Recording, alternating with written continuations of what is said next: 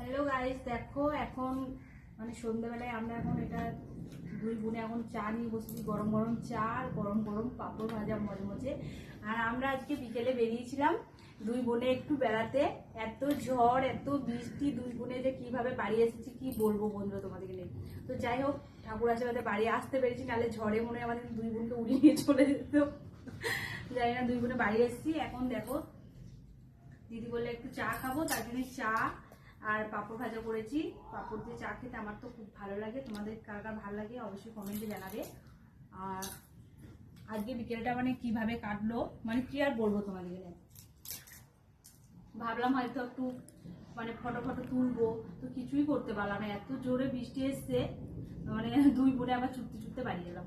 তো আমাদের এদিকে প্রচুর বৃষ্টি হচ্ছে, বিদ্যুৎ চমকাচ্ছে, এখন মানে লাইন লোডশেডিং হয়ে গেছে। মোবাইলে লাইটের ভিডিওটা করছি, তোমরা একটু কষ্ট করে দেখে নিও। আর আমাদের ভিডিওটা কেমন হয়েছে অবশ্যই তোমরা একটা কমেন্ট করে জানাবে। আর আমাদের এদিকে প্রচুর বৃষ্টি হচ্ছে, তোমাদের ওদিকে মানে তোমাদের এদিকে মানে কোথায় কোথায় বৃষ্টি হচ্ছে অবশ্যই একটু কমেন্টে জানিয়েছিও। আমাদের এদিকে সত্যি করে খুব জল বৃষ্টি হচ্ছে বলতে, বীরভূম ডিস্ট্রিক্ট।